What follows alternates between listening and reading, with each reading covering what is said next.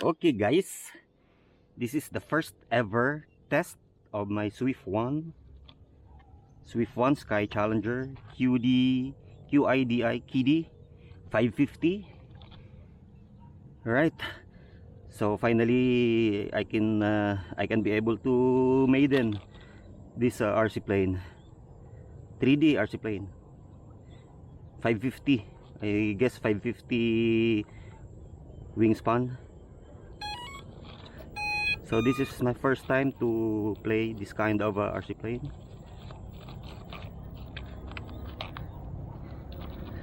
And hopefully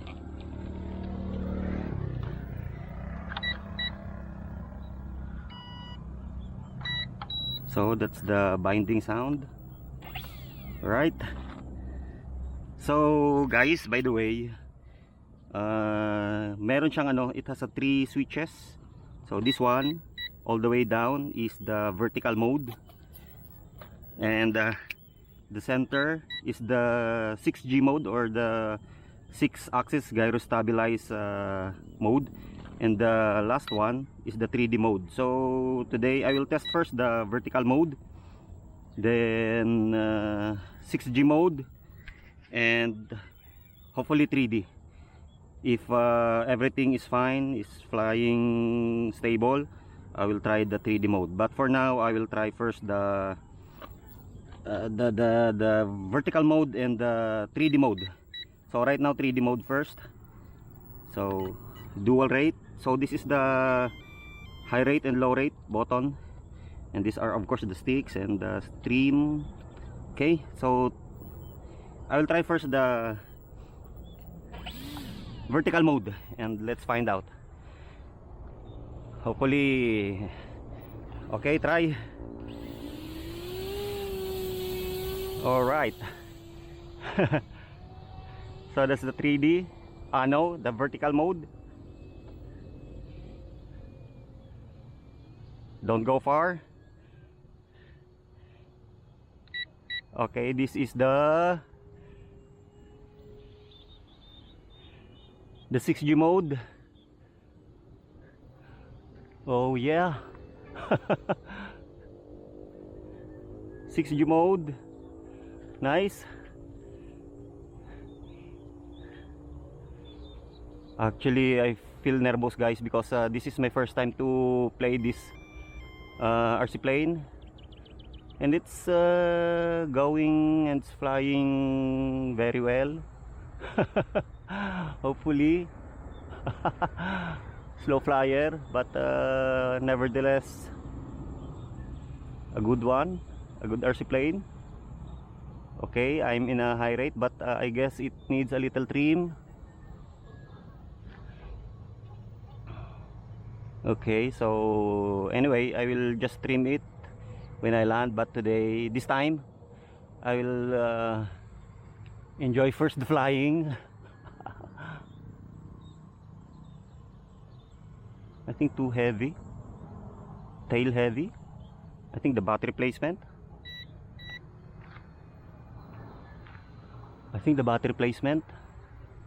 I have to adjust the battery placement. Okay,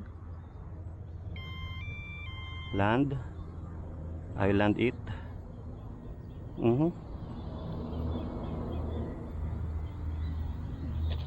Oh. Anyway, nice landing. Hopefully no damage, because it's just a soft land. Oh yeah, I think the battery placement, I have to adjust. I have to bring the battery in front to the nose a little, or maybe it needs some adjustment. Oh, I guess the battery is placed in a good spot. I think it needs trim from its elevator. The battery is in good placement guys. It's in a good spot. Okay, I think I have to, yeah, little. Alright. Alright. So I guess that's it. So 3D. Okay, hand throw. I'm gonna try the hand throw because I cannot be able to, I don't want to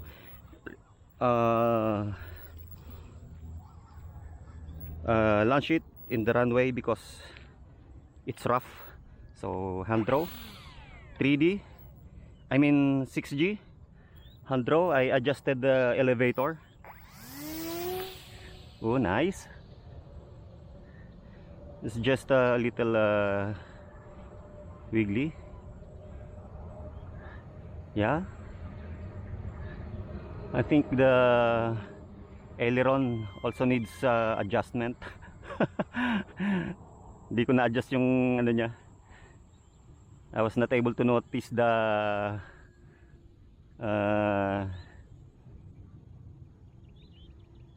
yung aileron niya. It's not balanced.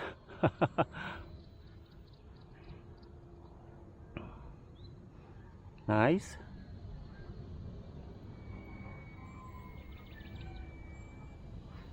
Alright. Nice flyer, very slow. And this is good for the pilots who are just getting started to this kind of RC plane or to this hobby. Nice flyer, but a little bit imbalance.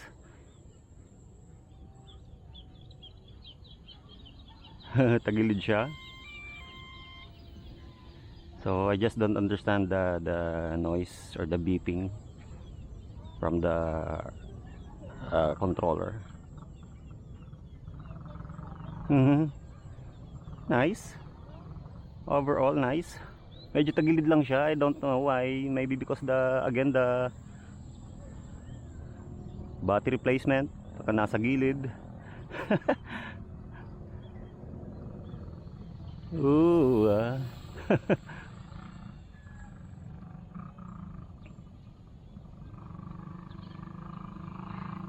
6G mode, of course. Stabilized flight.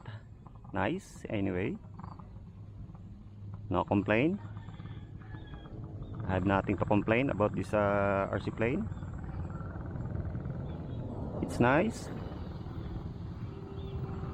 It's a good flyer. Oops.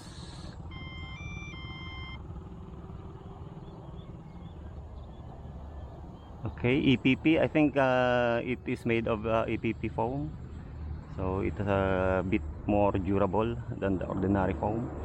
So I think it's a little crash resistant. Nice. So ngayon ko lang siya na maiden kasi it's all raining all day in the past days. Grabe yung ulan because we have a weather disturbance, and ngayon lang medyo okay yung panahon. Nice. Oops.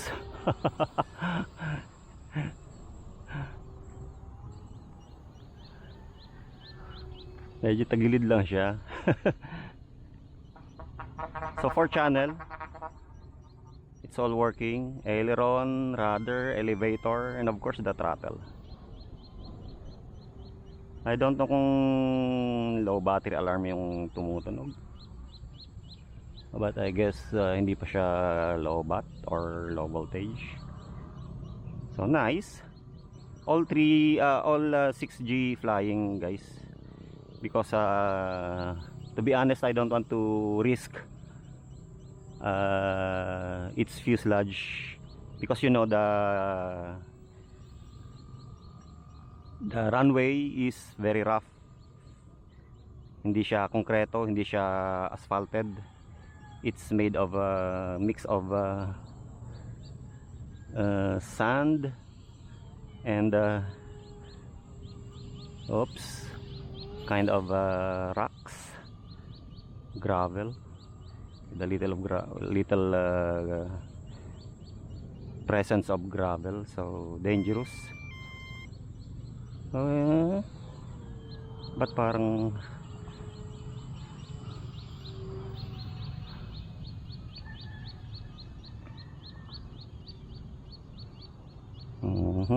Nice. A little more tail heavy but nako-compensate na siya ng elevator.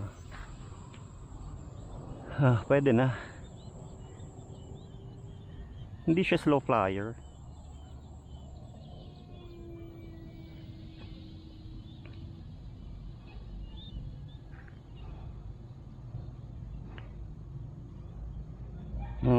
It's kind of fast flyer.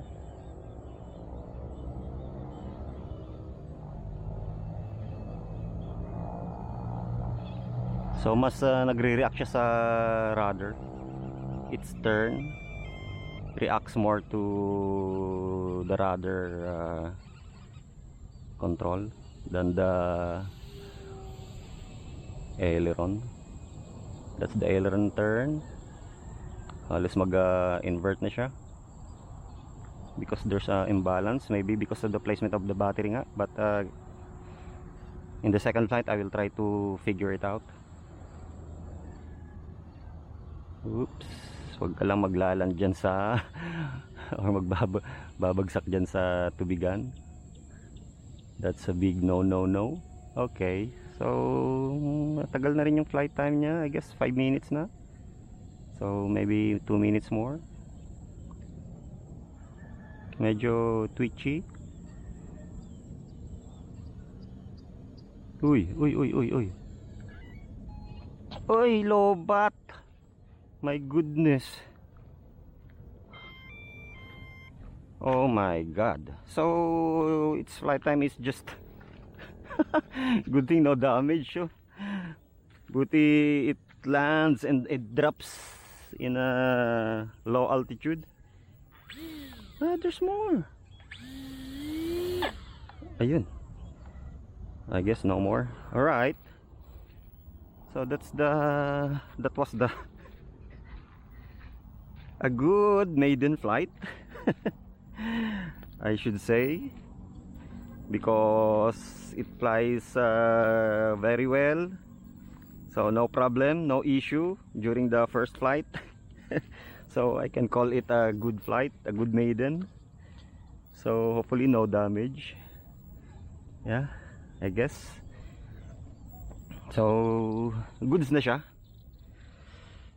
Medyo tagilid nga lang siya. I think it needs adjustment. I mean the aileron or maybe the battery placement. Wala na talaga. So yun, it was a good maiden flight. QIDI-550. Ito lang medyo mahirap tanggalin. Yeah, siguro sa battery nga, yung placement ng battery. Alright, nice flight, QIDI-550. So check ko nga yung battery, kung ilang voltage na lang ang remaining. Oh, 1% talaga naman, no? So talagang totally drain yung battery. So siguro yung flight time niya is like 5 minutes lang, 5 minutes maximum. So to avoid unwanted crash or emergency landing, so you should fly this RC plane for just not more than 5 minutes. Okay, yung battery niya is 520 milliamperes. So for high rate and a mid, not too aggressive flying, not too conservative, it flies around 5 minutes. So yun guys, thank you for tuning in to my channel and subscribe to the channel.